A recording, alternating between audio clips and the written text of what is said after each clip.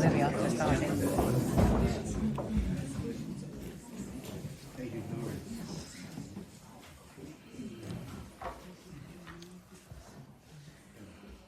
Hello and good morning. I'm Genevieve Gaunt, and it is my delight to be here interviewing historian Tim Bouverie about his book, Allies at War, The Politics of Defeating Hitler.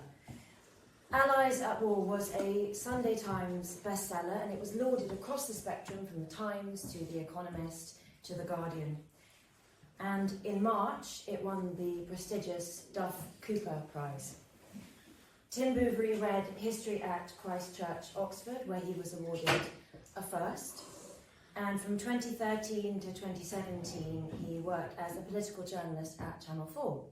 In 2019, he published his first book, Appeasing Hitler, Chamberlain, Churchill and the Road to War. In 2020 until 2021, he was the Alistair Horn Fellow at St Antony's College, Oxford. But today we will talk about his second book, Allies at War. It is a revelatory and ambitious book. It spans the whole of the Second World War, and it addresses many theatres: Western Europe, the Mediterranean, North Africa, Russia and the Far East. It is not a chronicle of campaigns as such, but rather a diplomatic history. And it analyses the alliances that confronted the Axis between 1939 and 1945. To quote the Times, by concentrating on the diplomatic and political angle and at the expense of the military, Bouverie gives a fresh gloss to a familiar narrative. And just one last comment. I feel it's fitting to have this conversation here and now for two reasons. So today, the 9th of May, yesterday, of course, was the 8th of May, VE Day, 81 years ago. And also, especially cool to have this conversation at Althorp, because Churchill stayed here in the 1930s when he was researching his ancestor, the first Duke of Marlborough, who was a relative of the Spencers. So thank you for being here, and without further ado, can we please welcome Tim Bouverie.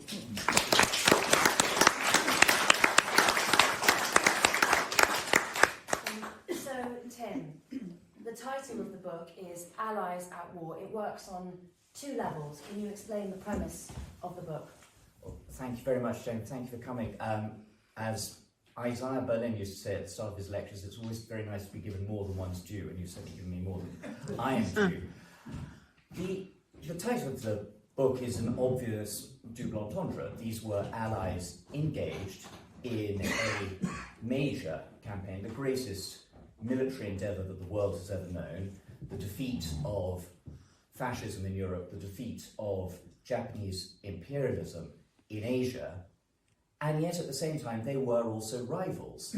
And it is this friction that I was particularly wishing to explore in the book, the fact that they are working together and yet at the same time have profound disagreements based on ideology, disparate political systems, personality, morality, and finally, and most importantly, the sort of world that they wanted to see emerge at the end of the conflict. And that constant antagonism is present at every single meeting, every conference, every dispatch, and that is what I wanted to explore during the course of the book.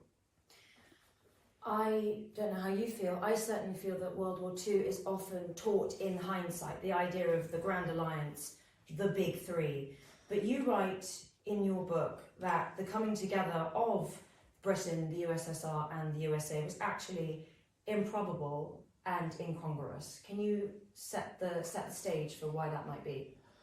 Well, it's incongruous probably for the reasons I just outlined, but improbable because absolutely nobody could have predicted this photograph taken at the Tehran conference in November of 1943. At the start of the war, Franklin Roosevelt, in conformity with legislation passed by Congress in 1937, 1938 and 1939, proclaimed US neutrality. The British government, for reasons we might even come on to, wasn't even seeking US belligerency. The Neville Chamberlain government didn't want the US to get involved in the war at the beginning, while Joseph Stalin was collaborating with Hitler in a carve-up of Eastern and Central Europe. So nobody could have envisaged this. There's only one reason that this alliance even became possible, and that is because of probably the most surprising event of the 20th century, and that is the fall of France in just 6 weeks in the summer of 1940. Nobody predicted this collapse. This was the alliance which was meant to win the Second World War. This was the alliance, the British-French alliance, which had held the line against the Germans for 4 years between 1914 and 1918. And it's only because of the sudden sundering of this alliance that Hitler is able to contemplate eastward expansion, that voices in the US begin to raise themselves, contemplating involvement in what had hitherto been a purely European war. Can you talk through, before we get into the details, can you set the scene or set out the major points of this timeline from the Molotov-Ribbentrop Pact and remind us what that is until Pearl Harbor, some of those key moments that brought this alliance together? The Molotov-Ribbentrop Pact was the Nazi-Soviet pact which was signed on the 23rd of August 1939, and this is what unleashed the Second World War. And it's worth, and maybe I won't come onto it now, but it is worth contemplating why it was that Stalin chose to go with Hitler rather than to go with the democratic allies who were also in Moscow at the same time, courting him, trying to build up an alliance that will contain Nazi Germany. It's the great, great strategic miscalculation of Stalin, one that almost brings total destruction upon himself and his state when Hitler turns on him and invades the Soviet Union on the 22nd of June 1941. Then there is this period known as the Phony War, where very little fighting occurs in mainland Europe, but the entire strategic initiative is ceded to Hitler, who uses it to invade Norway in March of 1940, to invade France in May of 1940. Almost everyone, apart from actually the British people themselves, think that Britain is going to have to sue for peace following Dunkirk. Certainly that's the expectation in Moscow, certainly that's the expectation in Washington, but then there comes deliverance with the Battle of Britain, but actually some other factors which we may also discuss. And then there is this long period of effective stalemate. The Germans cannot win the war while Britain holds out. And that is Britain's great, great contribution to 20th century history. Not that Britain won the Second World War, Britain couldn't win the Second World War without allies, but that Britain denied Hitler victory. And there is a subtle but important historical difference. And it is at this time that Churchill is doing everything he can, as he says, to drag the United States into war, but having limited success. And then there is this climacteric moment when Hitler invades the Soviet Union, Operation Barbarossa, and then a few months later when the Japanese attack the United States at Pearl Harbor.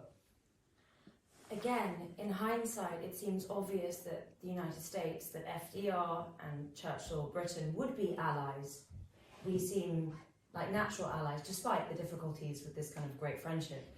But can you explain, and it is one of the beautiful aspects of this book, that the history unfolds in real time, so we feel like we're on the ground as these events are unfolding. Can you tell us about this Anglo-American relationship and what that was like?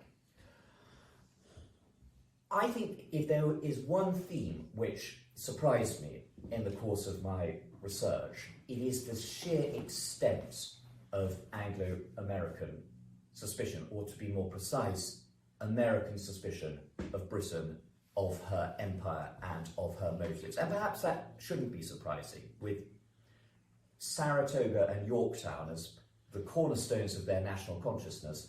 Most Americans harboured an instinctive distrust of Britain and her empire, lots on moral grounds, but others owing to the system of trade protection which went with the British Empire, known as imperial preference. The Americans wanted to dismantle the empire not simply because they thought it was wrong, but because it contained within it so many of the world's natural resources. And by opening up these markets to the unrivaled power of the dollar, Americans saw that they were going to become even richer. And that is indeed what happened at the end of the Second World War, and a major, major source of unrivaled American prosperity and trade dominance throughout the 20th century.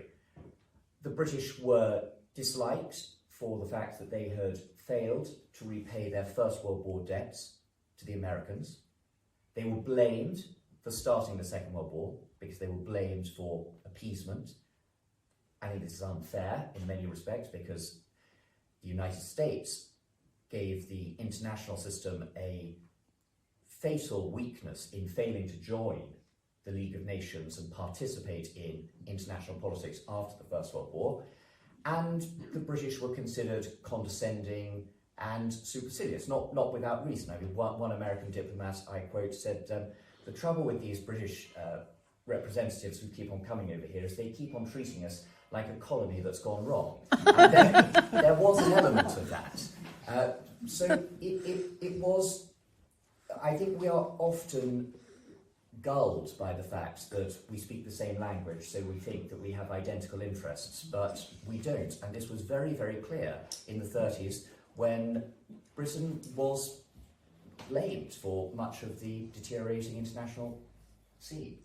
On that subject, there were two things that surprised me greatly, and the first one was the size and capability of the US Army in 1940, and the second one was, again, the economic difficulties that Britain faced, or the price that Britain had to pay for America's support. Can you talk about Lend-Lease a little bit? So Churchill says to his son Randolph Churchill during the Battle of France, "I think I see my way through. I shall drag in the United States." But very little US aid crosses the Atlantic in the spring and summer of 1940, and one of the major reasons for that is the conviction that Britain is going to lose. And what is the point of sending what little materiel the US had to Britain if it is simply going to end up in the hands of the Germans in a couple of weeks? And it really was a small amount of aid. There were only 156 US bombers in the spring of 1940. The US Army was the 18th largest army in the world. Belgium, Holland, even Switzerland had more men under arms than the US did in the spring of 1940. This is transformed by various things, not least the really shocking but highly significant moment on the 3rd of July 1940 when the British attack the French fleet off the North African coast, and then even more so by the Battle of Britain. And then the floodgates begin to open for US aid. But it comes at a very, very significant price. And we should never forget that if the Roosevelt administration's primary war aim was the defeat of Hitler in Europe and later of the Japanese Empire in Asia, its secondary aim was the dismantling of the British Empire. And that's just a fact. I'm not saying that as a good thing, or I'm not making a moral judgment on it. I'm saying this is just a simple fact. So before Lend-Lease was even passed, the British had to denude themselves of all of their liquid assets. All of Britain's gold, all of Britain's dollars had to be handed over first. And on the 10th of January 1941, a US cruiser arrived off the western Cape of South Africa to carry away £42 million worth of Britain's last remaining bullion. It was an act which Churchill said in a telegram he drafted but then decided not to send FDR, one that had all the hallmarks of a sheriff come to collect the last assets of a helpless debtor. The British complained. They complained to Treasury Secretary Henry Morgenthau that Britain would be bankrupt at the end of the war. What prize was this for the British people who were holding the fort against Nazi tyranny in Europe? Morgenthau replied, "That may be, but you're in no position to think about that now." And it, to the other side, suggesting that this is just simple American avarice, I will say that we have to constantly remember the fact that the democracies have domestic politics going on, and in America, there are presidential elections still going on. There is a highly sceptical Congress, and the rationale for the Roosevelt administration, at least the one that they explained to the British, is that it is only by really showing us that you've turned out your pockets that we're prepared to fund you. And this is going to mean some great humiliations, perhaps the greatest of which was that the Roosevelt administration would not accept the British Treasury's word for how little money there was left in this country. Our word was not good enough for the Americans as our bond. They insisted that US Treasury representatives sailed over to London and went through Britain's papers, Britain's Treasury papers themselves to check that, because they believed that our empire was more exploitative than it really was. I'm not saying our empire was not exploitative, but the Americans believed we were far, far richer than we really were. And on that note, America lent the USSR money, but did they ever expect that to be paid back? No, and I think this again illustrates that theme, and that's a very good point, Genevieve, that there was huge debate about Lend-Lease to Britain, a huge campaign. Ultimately, it sailed through Congress, but it was a big, difficult decision.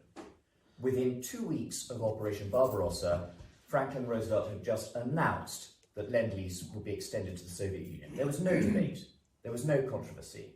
Barbarossa is when Barbarossa Hitler is the invasion of the Soviet Union by the Germans. And while Lend-Lease really was lent to Britain, Britain only finished paying off its war debts to the US in 2006. Ed Balls wrote a note. He was then Chief Secretary of the Treasury, saying, I hope we're all fair and square now, in 2006. Lend-Lease to the Soviet Union went without any expectation of repayment or any conditions attached. And part of that was to do with the fact that nobody expected the USSR to survive.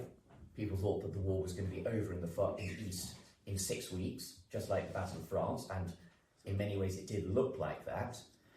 But also because the USSR, with its closed economy, its Marxist economy, was not considered a commercial rival to the US in the way that Britain, with her maritime empire, was.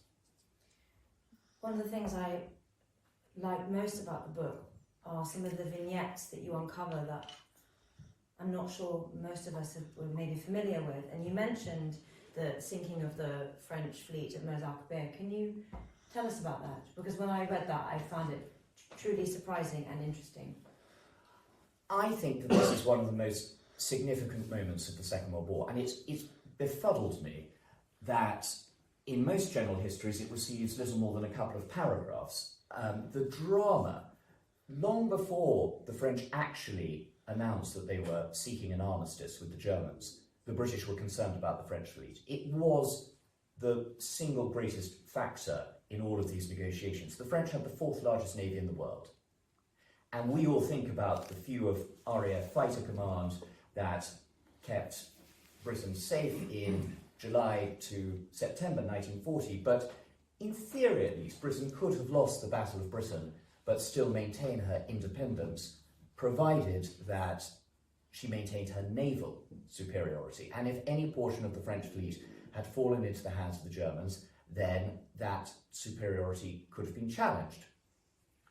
But there is also a political aspect to this, an aspect which is that Churchill was determined to show the world in general, and the US in particular, that Britain would do anything in order to survive, that Britain would act really on the fringes of morality, that she would turn her guns on a navy that but 2 weeks earlier had been her ally. And in 10 minutes, the Royal Navy killed 1,300 French soldiers. It was a horrible, tragic moment, one which caused deep repugnance for the Royal Navy officers on the spot. The commander, who had led the negotiations with the French Admiral Gencel, tried to resign from the Royal Navy the next day. The overall commander, the Admiral Somerville, feared that he would be known as the unskilled butcher of Oran ever after.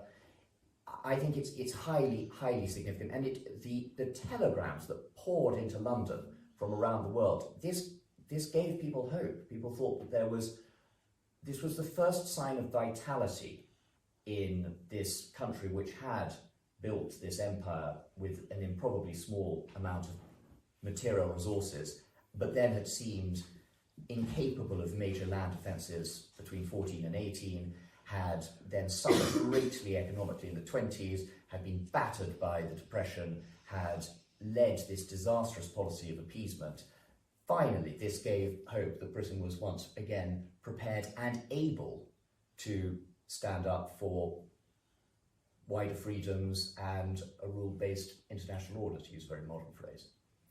Before the British had to destroy this French fleet, what options were the French given? It's an unnecessary tragedy, this. The French were given 4 completely viable options. They were begged to join the British, to join the French Navy under their own colours, to carry on the war, which, by the way, could have been supported by a very large French empire in North Africa, in Indochina, in the Caribbean. They were given the alternative of sailing their ships to Britain, where the ships would be mothballed for the duration of the war and the crews repatriated to France. They were given the option that they could sail their ships to French possessions in the Caribbean, to Canada, or to North America, just out of reach of the Germans. Or finally, they were given the option to scuttle their own ships, to sink their own ships. And it was only the refusal of Admiral Gensoul and his commander-in-chief, Admiral Darlan, the man who would later become the Prime Minister of Vichy, to accept any of these alternatives that led the British to open fire. And it's worth thinking about one of the reasons for this, perhaps the primary reason for that, which was, again, the French conviction, and this is at the heart of Vichy, this is the heart of the collaborationist policy, their conviction that Britain will inevitably be defeated within a couple of weeks. And they have no desire, therefore, to antagonise Hitler further by delaying this victory when they can get better terms at the final peace conference by bringing this war to a close as swiftly as possible. They don't want Britain to fight on. This war needs to end. The 2 million French prisoners of war that have been sent to Germany need to be returned. The demarcation line between North and South, occupied and unoccupied France, needs to be eradicated. None of this is going to be achieved by Britain fighting on. That's only going to mean more misery for the French people.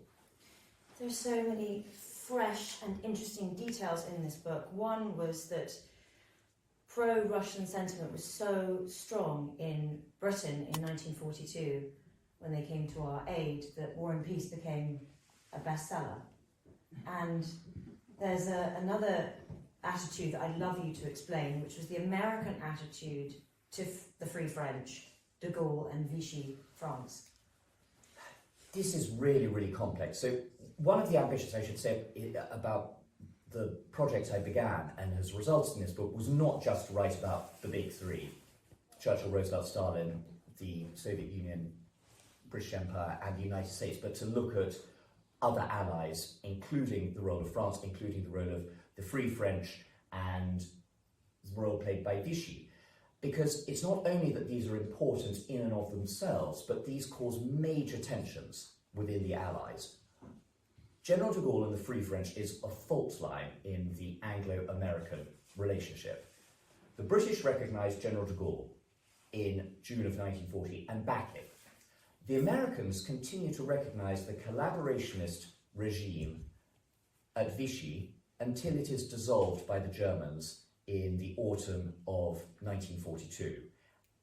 Franklin Roosevelt begs Churchill, practically orders him at various moments during the war to break with de Gaulle, to disown him. The Americans, following the torch landings when they re-invade North Africa in the autumn of 1942, bring their own puppet general, a man called General Giraud, who they want to become their own de Gaulle. It's a serious source of tension, and one that de Gaulle never forgot. It's absolutely at the heart of deteriorating relations between the US and France from the Second World War right up into the present. And it's fascinating because what the Americans failed to realise, particularly when they did something as recognise this man, Admiral Darlan. I mentioned that he was the Prime Minister of Vichy, a man who had opened Vichy's ports in North Africa to Rommel to resupply his Africa Corps, who had opened France's airfields in Syria and Lebanon to attack the British in Iraq and the Middle East, who had participated willingly in the Holocaust. When the British and the Americans invade North Africa in the autumn of 1942, they discover that Darlan, just by chance, happens to be there. And rather than make General de Gaulle or their own puppet, General Giraud, commander of French North Africa. They recognised Darlan as the supreme commander of all French civil and military forces there, a status which would have continued indefinitely had Darlan then not been assassinated by a French royalist. And this is a really dangerous moment, because the idea that all of these occupied peoples in Europe and elsewhere feel that they are working for the resistance, working to overthrow the Axis. People keep saying, well, why would we do this if our liberators are going to put us back under the heel of those that have oppressed us before? It's the moment where, or it's one of the moments where Britain and America come closest to losing the very clear moral case that they have for the Second World War. I found your book very moving, actually, and moments are shocking, but I was most surprised to be so amused as well. It's surprisingly funny. If I recall, one of the vignettes that I most enjoyed was when you talked about de Gaulle, who was very tall, 6'4", and you said that at his military academy he was nicknamed as the Great Asparagus. Yeah. Is that right? It is definitely right. He had an unusual appearance, and his height was definitely part of it. And it wasn't the only comment. I mean, the British knew nothing about de Gaulle when they recognised him, and the only reason they recognised him was because nobody else came. Churchill was hoping that the French Prime Minister who had resigned and handed over power to Marshal Pétain, Renaud, would come, and he would be the symbol of French resistance. He was hoping that for reasons best known to himself, that the defeatist French Commander-in-Chief, General Maxime Weygand, would come to Britain, and he would be the symbol of French resistance. It's only because nobody else came that de Gaulle is recognised. And nobody else in Britain knows anything about him. There's a minute from the permanent Undersecretary of the Foreign Office, Sir Alexander Cadogan, to his colleagues at the time, when they're all saying, well, who is this man that we've just catapulted to global fame? And Cadogan replies, I know nothing about de Gaulle, except that he's got a head like a pineapple and hips like a woman. And yes, so that really is it.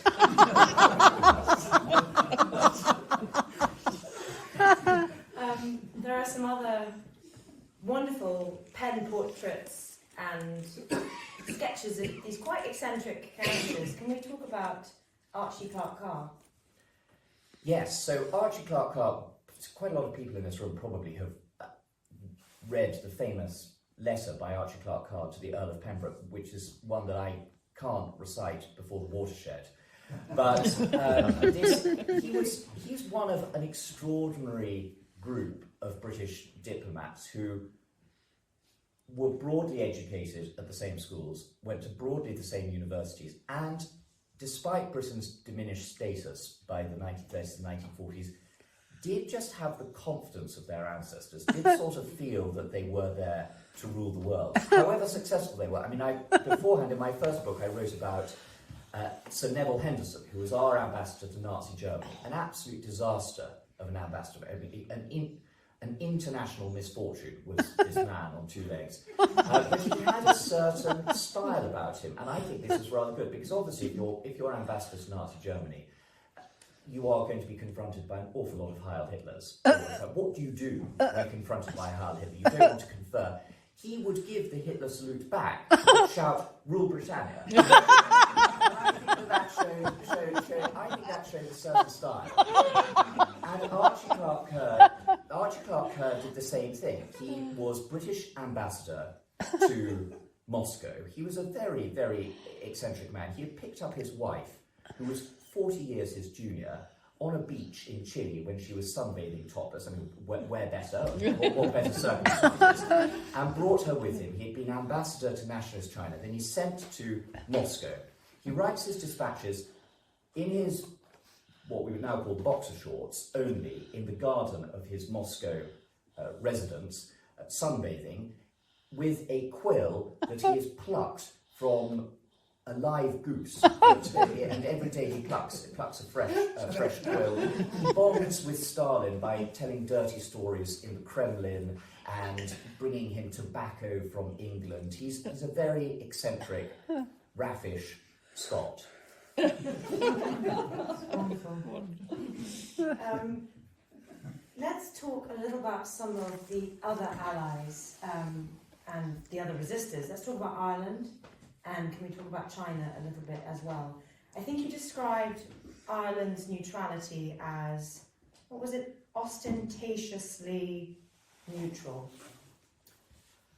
Well, I think I said that, I think I was trying to make some metaphor or reference to the famous Edward Grey line about the lights going out all over Europe in 1914, that Ireland wasn't just part of the British Empire. Ireland was technically still part of Britain at the start of the Second World War. The Irish Free State, or Eyre as it was known, was not recognised.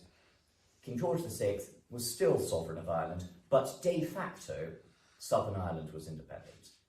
And therefore, while the whole of the rest of the British Empire, most of it of its own choosing, the large parts, what were known as the self-governing dominions, Canada, Australia, New Zealand, Australia, they went to war of their own choice.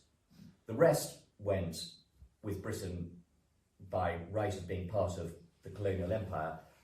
There's only one part that doesn't go, and that is Southern Ireland. And I said that while the lights had gone out over the rest of the British Empire, they continued to shine across the southern counties of Ireland with ostentatious neutrality. And it was ostentatious. There was something ostentatious. I think many of you will probably know about the famous incident where the Irish Taoiseach De Valera went and paid official condolences at the German legation upon the death of Hitler at the end of the Second World War. And that is something which I think has a very bad taste in the mouth, not least because Franklin Roosevelt had died 2 weeks before Hitler had committed suicide, and De Valera did not go and pay respects at the American legation in Dublin. He was determined that Irish neutrality should be maintained because Irish neutrality was the greatest sign of her independence from Britain. And who can argue with that? I'm not here to defend Britain's conduct to Ireland over many centuries. What I think De Valera failed to see was the wider moral and global picture, and that a world and Europe dominated by Nazi Germany was not a world or Europe worth living in, and that it was no great credit to Ireland to stay on the sidelines of this great moral struggle. And he also lost an opportunity. Churchill actually was always pro a united Ireland. He always thought that Ireland should be united. He thought that it was wrong once Ireland had effectively seceded, that there should be this artificial, as he saw it, division between Ulster and the rest. And he offered De Valera a bribe, just as the British offered Franco a bribe. In return for the Irish joining the Second World War, the British at the end of the war would compel the Protestant majority counties of Ulster to join Southern Ireland. They would blackmail them, they would force them to do this, and De Valera refused. These are vast and complex subjects, but would you be open to touching briefly on China's role in the Second World War? So China, I say I wanted to talk about bringing the smaller powers into my book. So I bring in Ireland, I talk about Spain, I talk about Vichy, I talk about Yugoslavia and Poland, all of their contributions and how they all fit into the diplomatic jigsaw. But China is not a small power. China is a very large power. China is a power that loses 10 million of its people during the Second World War. Only the Soviet Union loses more people than China does. And again, it's a major fault line in alliance politics. Churchill and Stalin don't see the value of China. Churchill and Stalin don't want to support China. Churchill and Stalin don't want to elevate China to the status of a great power. But Franklin Roosevelt is very clear, and in this he's far more far-sighted than either of his allies, in that he says to them at Tehran, at Yalta, I'm not claiming that China is a great power now, but this is a country of 500 million people, it was then, and they're going to count for something someday. And when they do we want them to be a new pan-Asiatic imperialist master race like the Japanese have become? Or do we want them going communist and allying with the Soviets? Or do we want them to be on our side? It was a very noble sentiment, but it failed. And one of the reasons it failed was the complete disparity between American perceptions of Republican China, pre-communist China, and the reality. Because of American missionaries going out to China in large numbers in the end of the 19th century and the beginning of the 20th century, and because of a very effective Chinese propaganda campaign in the US, the people of the United States, right up to and including the president, had an idea that Republican China was a fledgling democracy throwing off the shackles of imperialism, much like the US had been post-1776. In fact, the China of Chiang Kai-shek's Kuomintang was a sclerotic, moribund, corrupt dictatorship. And when America went into collaboration with China, when American generals went and spent time in the nationalist capital of Chongqing during the war, they realized that nothing was functioning. They realized that there was no element of freedom. They realized that this was a nation which exercised censorship, murdered political opponents, was a sort of warlord gangster fiefdom, and that Chiang, for reasons totally understandable to himself, was not doing much fighting.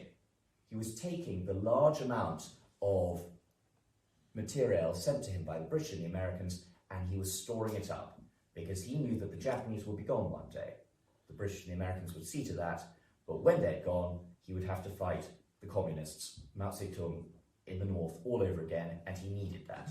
But this led to such a break with the Americans that it almost destroyed the Anglo-Sino alliance, and I think played a very large part in the Truman administration's determination not to throw its full weight behind Chiang Kai-shek in the ensuing Chinese Civil War that led to Mao's victory.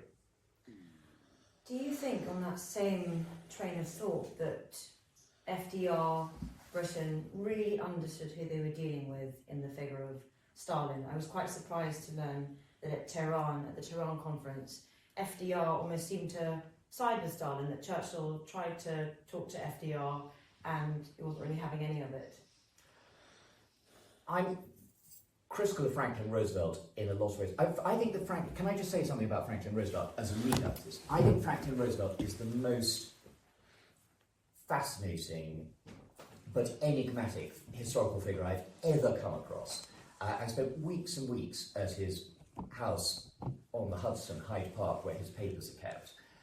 And at the end of all my reading on that, I thought that there's almost nothing you can say about Franklin Roosevelt without caveating it that the exact opposite is the same as well. And this goes for his relationship with Britain, that he is Britain's greatest friend in her hour of need, and he is a genuine admirer and friend of Churchill's for a time, and yet he takes a very perverse delight in undermining Britain and in undermining Churchill, in making fun of Churchill, in needling Churchill at major international conferences such as at Tehran. He sees that Britain is on the wane. He knows that Churchill has gone to Moscow and established contact with Stalin in August of 1942. He wants his own relationship with Stalin. He sees that the world at the end of the Second World War is going to be dominated by two powers, the US and the USSR.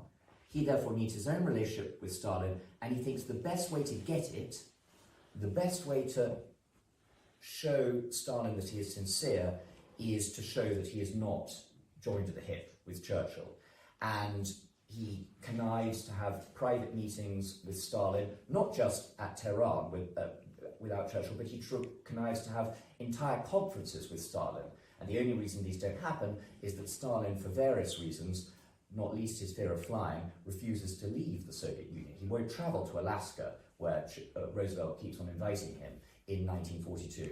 And then at Tehran, he makes fun of Churchill's habits to Stalin, he makes fun of the British Empire, he talks about how both the USSR and the US might benefit from the liquidation of Britain's position in India, and this doesn't endear him to Stalin.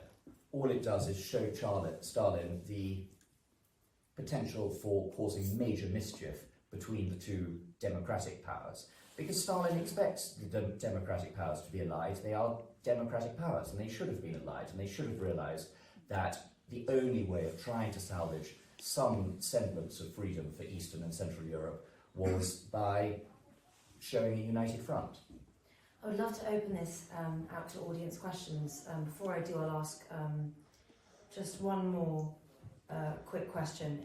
You've mentioned all these incredible details about these conferences and Churchill being made fun of. Your sources, in the acknowledgements, you write about not only all the publicly available sources that you research, but also over 100 private archives, unpublished diaries. Can you talk about that process and also how difficult it was or not to research the Soviet side of things? Yes, I did. I went to 100 different archives in Britain and America, which is my only excuse for the fact that, to my great shame and embarrassment, I spent longer working on this book than the events it describes. I'm not saying it was quite as dangerous as the participants in the Second World War. But that is the only way I think you can justify a new book on the most written about period in history. And it's inevitable that these three men are on the dust jacket, but I felt I had to dig into the people who accompanied them. The wonderful thing about the British, and particularly the British sources, less so the Americans, is that almost every member of these men's entourage kept diaries, and they're beautifully written. They're often very funny. This has been quite a serious discussion based on major geopolitical and historical concerns and forces, but the wit with which British diplomats, translators, military attachés, journalists who witnessed the Big Three wrote about it is amazing. And I was able to find a lot of material which has never been published before, and some of which I think is genuinely revelatory. But I think you have to do that. Quite a lot of people do produce books without archival research, and that's great. And most of the time, people won't notice and people won't mind. But I just knew that if I did that, I would people would notice and they would mind. It would be just my luck, and people would mention it in reviews that there was nothing new here. And to all the books, you have to read all the existing literature. You have to read all the published sources, because if you go straight into the archives first, you're going to come up. You might find this great speech. You say, God, this letter from Churchill to Roosevelt is absolutely fantastic, and you don't know that it's been quoted in every book thus far. And that's why you can't work, if you're really serious, you can't work with researchers, because you can't tell a researcher what you're looking for, because what you're looking for is something new, and a discovery literally, by definition, hasn't been discovered before. So the only way you know something is a discovery is if you know what is already out there. Stalin obviously was Georgian.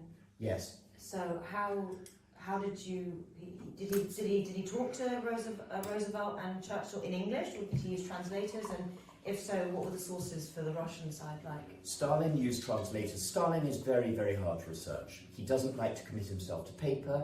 He's highly suspicious. Nobody in the Politburo is allowed to make notes of meetings. Translators may make notes, but purely for the basis of translation. So that we do have the Russian translations of the conferences, but not much more. And then there's this huge problem, which is why diplomacy doesn't work in totalitarian states, and why diplomacy doesn't work in authoritarian states, and why diplomacy and civil service won't be working so well in America right now, is that if you are constantly trying to tell not truth to power, but prejudice to power, then you are compromising the standard of literature. So any briefing papers Stalin received are not telling him the verities of the international situation. They are pandering to his Bolshevik prejudices. They're not going to say, Marshal Stalin, there are actually some very legitimate reasons why the British and the Americans can't, as you wish, reinvade France in 1942 and open this second front. Actually, Marshal Stalin, you are quite right. The reason why the British and the Americans won't invade France in 1942 is because they want to bleed the Soviet Union white. They are conniving at the destruction of Bolshevism just as much as they're desiring the downfall of Nazism. We must be highly wary of them. And obviously you do that in Soviet Russia because otherwise you're going to end up in a gulag or dead. So that makes Soviet sources very difficult. Even these wonderful sources we have, the published diaries of the Soviet ambassador to London, Ivan Maisky, he knew that every night when he went to bed, the safe of the embassy was unlocked and an NKVD officer, a member of the Soviet secret police, was getting out the diaries and reading them. It's a very dangerous thing to keep a diary in the Soviet Union, and Maisky did later end up under house arrest and almost dead. Am I right in thinking that Maisky's diaries were only in relatively recent history published? Yes, only in the last 6 or 7 years. That's quite exciting. Yes, very. I mean, in the world of diplomatic Soviet history, it's deeply exciting. we get our kicks in unusual ways. Audience questions. I don't think we need any roving mics. That was fascinating, thank you very much. Pearl Harbor is key, as I assume, in the process of the Americans coming to war at full blast. If Pearl Harbor had not happened, would the Americans have come into the war, or would they have remained distant and supportive in the sort of way you were describing prior to them joining? That is, as they might have said on a game show, the $1 million question. And it's impossible to answer, but based on the balance of probabilities, I don't think America was coming in anytime soon. You cannot take Roosevelt at his word. Roosevelt always said, I'm a juggler. I never let my right hand know what my left hand is doing. And he always said what he thought would please his interlocutor. When King George VI went on a state visit to Washington in the summer of 1939, Roosevelt told him, he said, you understand that if London's bombed, we'll be in the war the next day. Americans will be so outraged at London being bombed that we will declare war the next day. Well, of course, London begins to be bombed on the 13th or so of July 1940, and America doesn't enter. He tells Churchill that he's looking for an incident, looking for a Lusitania-esque moment to join the war, but American shipping is being sunk by German U-boats in the North Atlantic, and he doesn't join the war. I think if he can, he would like to remain the arsenal of democracy, but not actually fighting, certainly for as long as possible, not least because he has told the American people in the election of November 1940, watch my lips, your boys are not going to go and fight in any foreign wars. So no, I don't think they were coming in anytime soon. It really annoys them when I say that. I'd like to roll it on, if I may. There's many echoes today of how you described the latter part of the Second World War. By the way, is that a big birthday in that picture? Yes, that's Churchill's 67th birthday at Tehran, which he didn't enjoy at all. But. My main question, though, relates to de Gaulle, which is a sort of shadow figure in the Second World War. But why did he end up so much against the British post-war when the British had supported him so much during the war? I've never quite understood. I mean, this whole European Union was fought over by de Gaulle dramatically. It's a major question. De Gaulle is a natural Anglophobe. He is naturally sceptical, and he is treated to a lot of slights. Because of the failure of the Dakar expedition, an amazing episode, one filled with black comedy, which I give a chapter to in the book. For anyone who doesn't know, this is an attempt by the Gaullists to seize the Senegalese port of Dakar in September of 1914. It goes disastrously wrong. Evelyn Waugh was part of the task force that tried to do this, and he satirises this in his Sword of Honour trilogy, which is wonderful. Because this goes so badly wrong, and because the British believe that it's gone so badly wrong because the Free French are loose-lipped and that the secret has got out, they cut de Gaulle out of all strategic planning. De Gaulle is given 24 hours notice of D-Day. He's not told about the invasion of French North Africa. When he hears about the invasion of French North Africa by the British and the Americans, his immediate response is, I hope the Vichy people throw them back into the sea. When the British and the Gaullists invade Vichy-held Syria and Lebanon in the spring of 1941. De Gaulle has a major row with the British at the time and explodes, "Do you think I'm interested in England winning the war? I'm not. I'm only interested in France's victory."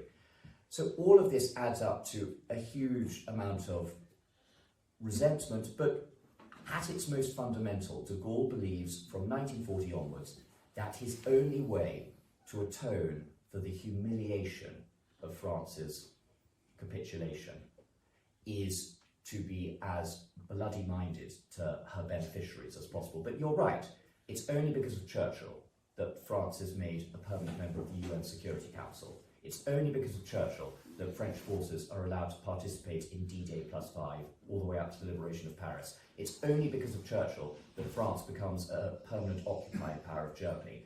It's only because of Churchill that France is to an extent rebuilt as a major power at the end of the Second World War. So de Gaulle owed Churchill great gratitude, but he never showed it. Thank you. Yes. You talked about how critical it was that Britain held out. Other than the Battle of Britain and not being invaded, what were the sort of key elements to that you identified? Simply by being what the Americans now like to call a permanent aircraft carrier with which to reinvade the continent. Without Britain remaining independent, there's no way the US could have liberated the rest of Europe. There's no way that the strategic bombing campaign could have gone on. And the strategic bombing campaign is quite rightly criticised for many different reasons today. And yet, without it, it was very hard to convince Stalin that Britain was doing anything on the continent of Europe between 41 and 44, while 1 million Soviets were dying every 2 months. And the permanent fear that the British and the Americans had was that Stalin would come to a compromise peace with Hitler. He'd done it before. They knew that he had put out feelers in the early stages of Operation Barbarossa. They knew he had put out feelers when the Battle of Stalingrad was not going well. What they had never figured out was that a compromise peace between Hitler and Stalin was almost never going to happen, because when Hitler's winning the war in the East, Hitler has no incentive to negotiate, and when Stalin's winning the war in the East, he has no incentive to negotiate. But they were never quite prepared to call that bluff.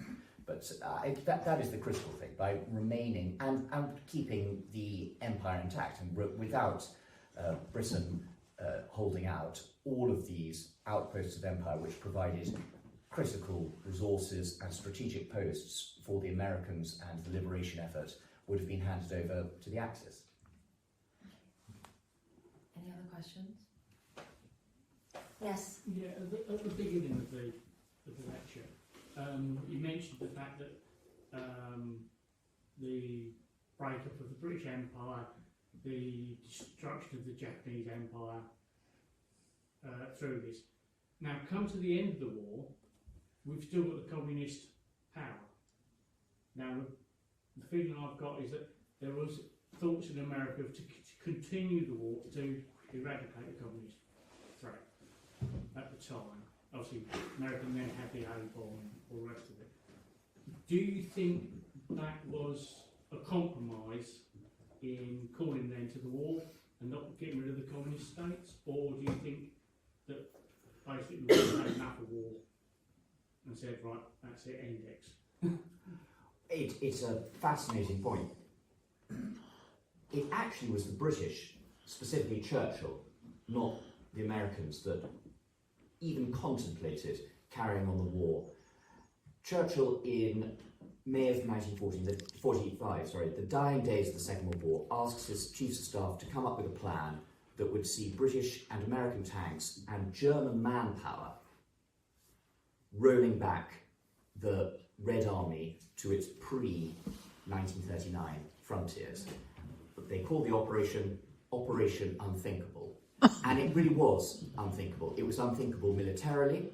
It probably couldn't be done, but even if it could be done, the British and the American chiefs of staff pointed out that just getting the Soviets back to eastern Poland didn't mean they were going to surrender. They could, as the Tsar had done in 1812, they could, as Stalin had done in 1941, keep on retreating, and then it's the British and the Americans that are freezing to death outside Moscow and Stalingrad, not the Germans. But it's also unthinkable because of the massive effort that everyone's gone through for the last 5.5 years, and the idea of beginning another global war was completely unthinkable. And it's unthinkable to the British and the American people that they would turn their guns on their great allies. This is good old Uncle Joe. This is Stalin got greater rounds of applause than the king did in this country when he appeared on newsreel screens. Stalin was a hero. The people were giddy about the Battle of Stalingrad, both here and in America, and it would take a long time before the Cold War mentality seeps through to the British and the American people, which is one of the reasons that the Cold War doesn't really begin in earnest until 1947. We've got time for one very quick question, if we have any. No? Can I ask one question? Sorry. No, you go. Yeah, very quickly. I've got a bunch of GCSE students doing their history exam on Friday. I get a question on interpretations on appeasement. You said it was a disaster. If you had to do the defence bit for Chamberlain, what might you say? I'd say buy his book, Appeasing Hitler.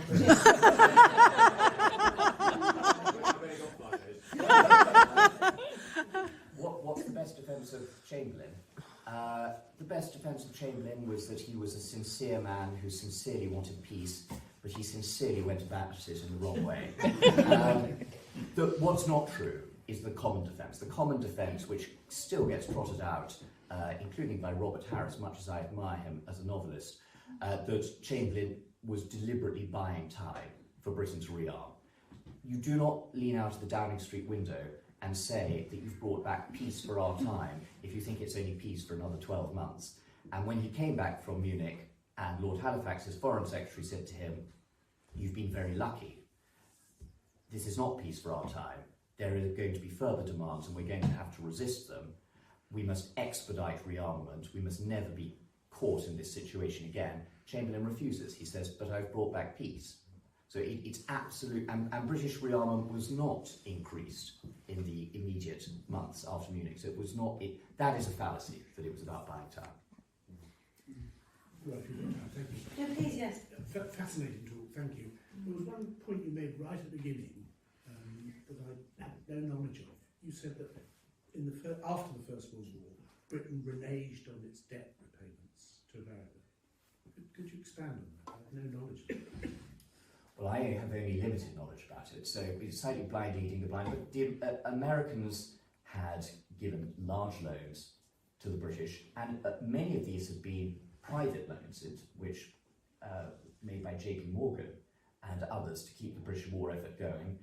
And there had been then a schedule for repayment, but this was defaulted on in 1931, and it then became a major bone of contention, and it played into a narrative that this had been a European war caused by British, German, Russian, Austrian, French imperialism that was no business of America, and actually that the British had tricked the Americans into war by a very, very clever propaganda effort in the US. And so that's why Genevieve was asking about some of these eccentric characters. Britain had two very eccentric ambassadors, political appointments, predecessors to Lord Mandelson in the Washington, and only slightly less controversial, Lords Lothian and Lord Halifax, why they stipulated that Britain could do anything in America, but she must not engage in propaganda.